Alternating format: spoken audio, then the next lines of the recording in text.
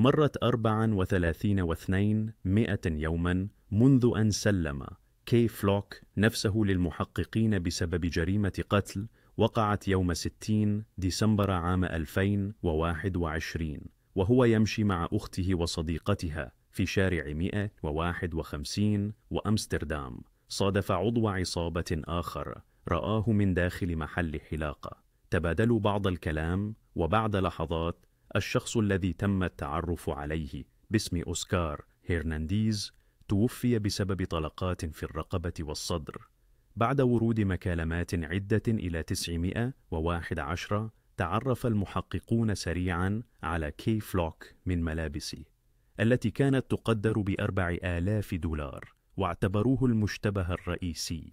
بعد ذلك أصدروا مذكرة توقيف بحقه بتهمة القتل من الدرجة الأولى يوم 29 ديسمبر، وبدون تردد سلم نفسه. كان عمره فقط 18 سنة في ذلك الوقت. بعدها ب3 أيام أصدر محاميه بيانا يؤكد فيه أن إطلاق النار كان دفاعا عن النفس. Somebody walked out to confront him. It's all on video. When the guy hits the ground, he's got a loaded gun that was in his pocket that his hand was on at the time. We consider that to be self-defense. مقاطع المراقبة اللي تم نشرها كانت واضحة في دعم القصة، وبين إنه هو اللي تم الاقتراب منه وانت هدد. مواعيد المحكمة كانت تتأجل طول سنة 2022، وكان ممكن يطلع براءة ويتم الإفراج عنه في وقت قريب، لكن الفيدز كان عندهم خطط ثانية. هم ما كانوا يبغوا يشوفوا كي فلوك راجع لشوارع البرونكس. في 23 من فبراير 2023 الحكومة الفيدرالية اقتحمت المشهد وأضافت لائحة اتهام من 15 صفحة ضده، ومعهم 7 أشخاص ثانيين. دلوقتي بقى يوصف كزعيم لتنظيم إجرامي، ومحكمة نيويورك الفيدرالية بتطالب إن الرابر اللي عمره 19 سنة يا إما يتحكم عليه بالسجن المؤبد أو الإعدام. A suspect wanted in a deadly shooting in Harlem. The incident took place yesterday morning on a regular car. We're gonna hop through the south and volley him. We're gonna put him in the trunk and bring him to the block. They're gonna come through here. Everything. Yo, what's up? قبل ما يعرف باسم كي فلوك كان مجرد كيفن بيريز. اتولد في 20 من أبريل عام 2003 في البرونكس نيويورك. ورغم إن البرونكس هي مهد موسيقى الهيب هوب، إلا إن 40% من سكانها عايشين تحت خط الفقر، وده خلاها بيئة خصبة للجريمة ونشاط العصابات. وللأسف هو ما كانش استثناء. وهو صغير وسط البيئة دي، أمه بتقول إنه حاول يلعب رياضات زي الملاكمة، وكان مهتم بالموضة كمان، بس عمرها ما كانت تتوقع إنه يبقى رابر. He wanted to actually do clothing designs and stuff like that. Okay. I had him in boxing because that's what we do. Things like that, but nothing of music, ever. المدرسة ما كانتش تهمه أبداً. كان في دماغه من بدري يطلع للشوارع، وكان بيشتغل بذكاء وحركة أكبر من عمره بكتير، وهو عنده بس 10 سنين. كان بالفعل بره بيتعلق في الحتة. كي فلوك كان بيراقب إيه اللي الريبرز التانيين بيعملوه في شيكاغو، لأن وقتها مشهد الدريل في شيكاغو كان بيبدأ يسيطر. بالرغم من صغر سنه كان عنده العمر الكافي عشان يبدأ يشتغل ويتعرف على ناس جديدة في الحي. ورغم إن كي فلوك كان شاطر في إنه يعمل أعداء، كان أبرع كمان في إنه يعمل أصحاب. آرون هاوارد أو دوجي بي هو في الحقيقة ابن عمه من الدم، بس هم كبروا مع بعض كأنهم أصدقاء مقربين. وكان في كمان شاو أو بيلاف زي ما إحنا نعرفه، كان الأكبر فيهم وكان ليه تأثير كبير عليهم، وكان أول واحد فيهم يبدأ في الراب. وآخر واحد كان جالين المعروف بPNVJ، واللي في وقت من الأوقات كان صاحبهم. بس زي ما واضح بي لاف كان بالفعل في الشوارع، وكان عنده علاقات وبدأ يبني اسم لنفسه. بالنسبة لهم الشارع كان ممتعا بزيادة. دي كانت طريقة تفكيرهم من سن صغير، شباب مش فاهمين كويس الحياة اللي جاية مع الأسلوب ده. فقدان الأهل والصحاب كان جزء من الحياة في البرونكس. كي فلوك اللي جاي من شارع 187 كان تابع لعصابة اسمها سيف سايد وDOA، وزي أي طقم كان في حرب مع أطقم تانية. أحيانا كانوا يسموا نفسهم EBK أو Everybody Killers، يعني أي حد ممكن يتدرب عليه نار. فتقدر تتخيل كمية الأعداء اللي كانوا عندهم، خصوصا مع الYGs والOGs اللي كانوا الأعداء الرئيسيين للسيف سايد. زي ما قلت بي لوف كان أول واحد يبدأ يسجل أغاني، لكنه ما كانش مبسوط من شكلها فقرر يوقف شوية وما نزلش أي حاجة. وفي الوقت ده PNVJ كان أول واحد فيهم يحقق شوية نجاح بأغاني زي OMBK، ولما شافوا إنه قدر يجيب مشاهدات كده فهموا إنهم يقدروا يعملوها كمان لأن كلهم من نفس المكان. بعدها بفترة بي لوف اتسجن وقال بعدين إن حد بلغ عنه، وده خلاه يكره سياسة الشارع وقرر يركز على الموسيقى عشان يبعد عن ده كله.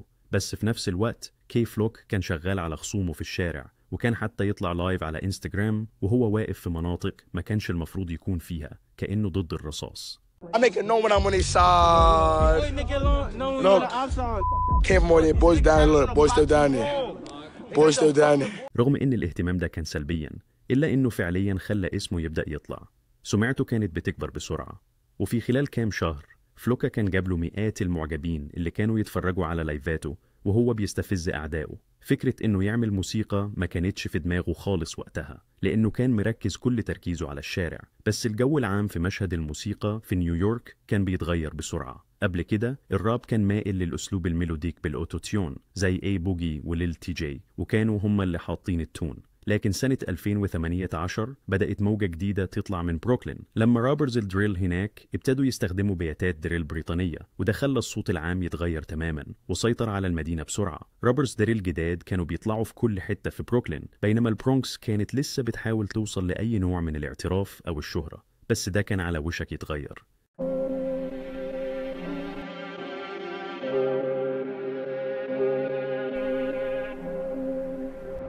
في سنة 2019 بي لوف خرج من السجن، وأول ما رجع دوجي بي أقنعه هو وكي فلوك إنهم ياخدوا موضوع الراب بجد. لكن الوضع في الشارع كان بيزداد تعقيد. صاحبهم بي إن في جاي بدأ يمثل طقم جديد، ودوجي بي والباقيين ما عجبهمش ده. في مرة PNVJ كان راجع على منطقة سيف سايد يزور عيلته، ودوجي بي وصاحبه جم وسألوا والدته إذا كان في البيت، وهي ما كانتش تعرف إن في مشاكل، فقالت لهم إنه فوق لو حابين يقعدوا معاه. تقدى في الآخر إن دوجي بي يشيل السلسلة من على رقبته ويصور كل الموقف على فيديو، وقال شايف السلسلة؟ شايف الحرف اتش؟ وطبعا كي فلوك وقف جنب دوجي بي، والباقي كان تاريخ. بسبب الحادثة دي دوجي بي اتسجن شوية بتهمة السرقة، ومع غياب دوجي بي لوف وكي فلوك كانوا لسه في الشارع بيدوروا على مخرج، بس لسبب غير معلن وبسبب إنه كان قاصر كي فلوك اتاخد على مركز احتجاز للأحداث لفترة قصيرة، وبقى بي لوف هو الوحيد اللي فاضل بره. وقتها بي لوف بدأ يرتجل على بياتات دريل لحد ما كي فلوك رجع، ولما خرج بي لوف قعد معاه وقال له لازم ياخد الراب بجد. وبمرور الوقت حجز له جلسة في الاستوديو وسجل فيها أول تراك ليه. في 26 من مايو 2020 كي فلوك نزل الأغنية بعنوان FTOA ريميكس لفريستايل بليكسكي بتاع 22 جيز. الأغنية جابت فوق 100,000 مشاهدة بسرعة بسبب الضجة اللي كي فلوك كان عاملها في الشارع، وكل الناس كانت عايزة تسمعه بيخرب. حتى 22 جيجا بايت بنفسه مداحوا على الريميكس، وده كان نجاح ضخم لأول أغنية ليه. وبعد شهر بي لوف نزل أول أغنية رسمية ليه كمان نو هوك، وحققت نفس النجاح تقريباً. وبكده بقوا عندهم منصة يطلعوا منها، وبدأوا يخلوا حركة الدريل في البرونكس تبقى على الخريطة. الناس من خارج المدينة بقوا يتابعوهم، وقعدت جماهيرهم كبرت كتير بعد كده. والسبب كبير في إن الموسيقى انتشرت هو إنهم ما كانوش بس بيقلدوا صوت الدريل اللي كان ناجح في بروكلين، لكنهم ضافوا لمساتهم الخاصة عليه وخلوه صوت جديد تماماً.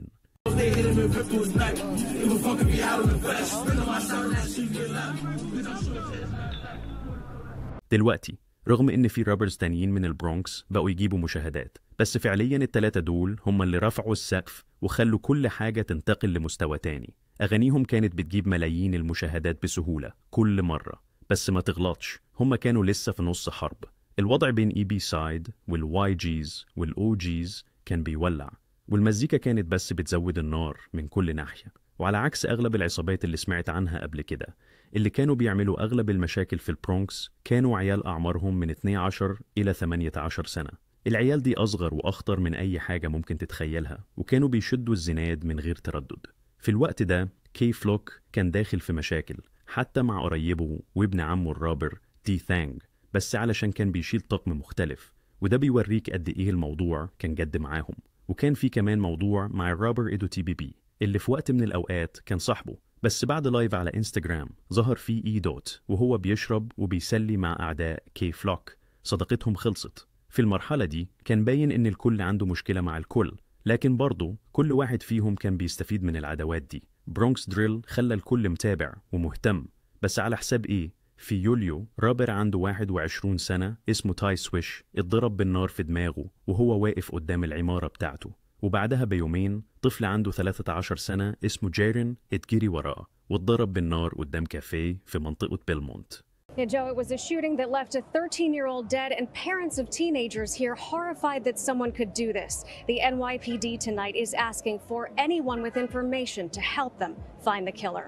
مش مؤكد، بس في إشاعات بتقول إن الحادث ده كان ممكن يكون انتقام لمقتل تاي سويش اللي حصل قبلها بكام يوم. في يوم 11 من يوليو رابر تاني عنده 16 سنة اسمه رو جي كان راكب أوبر رايح جلسة تسجيل، وفجأة 2 عيال على سكوتر قربوا من وراه وضربوه بالنار. رو جي كان بيتريق على مقتل جيرين على السوشيال ميديا قبلها بساعة بس، حوالي الساعة 11:10 بالليل، عند زاوية شارع إيست 180 وويبستر أفنيو في البرونكس. الشرطة قالت إن 2 على سكوترات قربوا من تاكسي كان روجي راكبه رايح الاستوديو وضربوه في راسه وصدره ومات في مكانه. بقى في دايرة مستمرة من التريق وبعدها الموت. بس بينما الحرب دي كانت شغالة بين الكل، كي فلوك، دوغي بي وبي لاف كانوا قريبين جدا من إنهم يوصلوا للعالمية. الحاجة اللي كانوا بيخاطروا بحياتهم علشان يوصلوا ليها كانت خلاص على وشك إنها تتحقق. بعدها على طول كي فلوك نزل أغنيته Being Honest، ومن هنا جات له أول تعاون مع فنان معروف لما جي هيربو عطاه فيرس. بعده على طول ليل جي وفيفيو فورن كمان عملوا تعاون معاه في أغنية In the Mood. وقتها أغانيه بدأت تتذاع في الراديو على هو 79، ومع بي لاف دخلوا أول عرض كبير ليهم في رولينج لود. كي فلوك، بي لاف ودوغي بي كلهم وقعوا عقود مع شركات تسجيل بعدها، وكانت في إشاعات إن عقد كي فلوك كان بيساوي كام مليون دولار. دلوقتي معاهم الفلوس والحرية اللي تعبوا علشان يوصلوا ليها، بس ده سيف بحدين. الشتايم وحياة العصابات كانت جزء من سبب شهرتهم، وعلشان كده صعب يسيبوا ده وراهم دلوقتي. بس مع الفلوس اللي في جيبه بدأ يعيش حياة الملوك، رحلات لميامي، سايق BMW جديدة، وبيغرق أخته الصغيرة وصاحبته في شوبينج وهدايا. لكن الشهرة والفلوس خلوه هدف أكبر لخصومه، وده معناه إنه لازم يفكر 1000 مرة قبل ما يتحرك في مدينته. وصدقني كانوا بيراقبوا كل حركة بيعملها. صباح يوم 16 من ديسمبر كي فلوك صحي، وكان باين عليه في لايف مرة تانية بيستفز أعدائه ويقول لهم ييجوا يدوروا عليه، لكنه خلى الكل يعرف إنه مش ضعيف، وكشف عن مسدس كان مخبيه في حزامه. بعد ساعات كان ماشي في شارع أمستردام في تقاطع 151، كان لابس قبعة غطت جزء كبير من وشه، لكن جاكيت مونتكلير $1500 وحذاء إير جوردن ما نزلش السوق لسه، وبنطلون أميري $1400. دول كانوا ممكن يكشفوا هويته وهو بيعدي جنب محل حلاقة. كاميرات المراقبة بتوري إن أوسكار هرنانديز خرج بسرعة يواجه كي فلوك. رغم إنه خرج من الكاميرا شوية، بنقدر نفترض إن الكلام والتهديدات كانت ماشية من الجانبين. بعد ما أوسكار لف ظهره ومشي، كي فلوك سحب المسدس من تحت الجاكيت وضربه طلقتين في رقبته وظهره. أوسكار مات بعدين في المستشفى، وكي فلوك هرب بسرعة من المكان. الشرطة قالت إن أوسكار هرنانديز كان جوه محل الحلاقة لما المسلح فتح الباب وسأله بتبص على إيه؟ والضحية خرج يواجهه. أصيب إصابات قاتلة في الرقبة والظهر علشان كان سهل يتعرف عليه، والمحققين كان عندهم فيديوهات من كاميرات متعددة الزوايا. طلب القبض عليه تم بعد 6 أيام بس الشرطة ما كانش محتاجين يدوروا عليه كتير، لأن في 23 من ديسمبر كي فلوك استأجر محامي مشهور اسمه سكوت ليمان يمثله. راحوا سوا لمركز شرطة الحي ال30 وسلم نفسه. في البيان المحامي قال إن الشرطة استلمت معلومة إن كي فلوك مش هو اللي ضرب في الفيديو، لكن الكلام ده اترد بسرعة. تم رفض كفالته وقعد وراه القضبان لحد ما الشرطة جمعت أدلة أكتر. وبعدين في مارس فجأة كي فلوك طلع محاميه القديم وجاب نفس المحامي اللي كان بيمثل الشابو علامة مبشرة. وفي منشور على إنستغرام المحامي الجديد قال إنه متحمس يشتغل مع كي فلوك. So he did shoot him in self-defense. That's what the allegation is. You know, I don't want to talk too much about the details of the case, but the government claims that he pulled the gun out and shot him. But at the same time, the person that was dead on the ground, had his hand on a loaded weapon, illegal loaded weapon. كي فلوك بعدين نزل كام صورة محدثة مع تعليق بيقول: كل شيء تمام، ما تصدقوش البلوجات أو الإنترنت، كل حاجة هتبقى للأبد. DOA.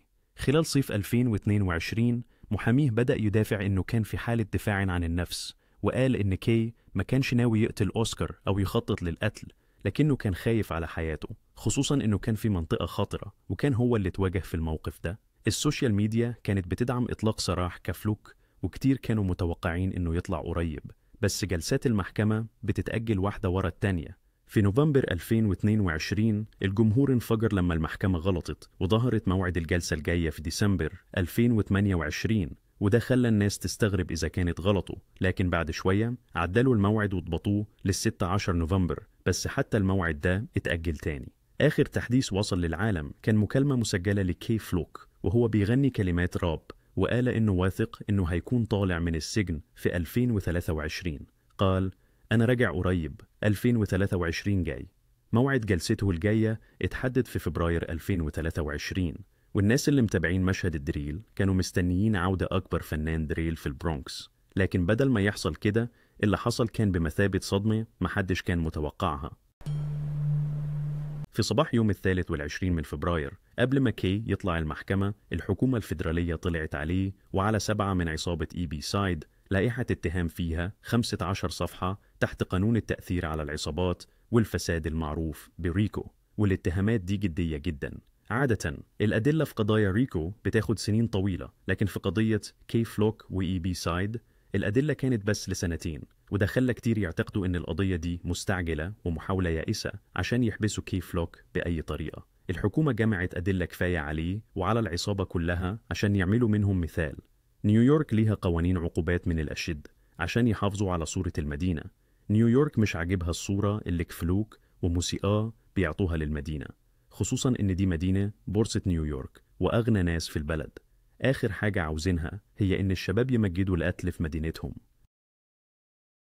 دلوقتي بقى واضح ليه موعد محاكمة كي فلوك كان بيتأجل كده. اللي الكل كان متوقعه في الأول يكون كام سنة، بس بسرعة اتحول لعقوبة بالسجن المؤبد على الأقل، والعقوبة القصوى ممكن تكون الإعدام.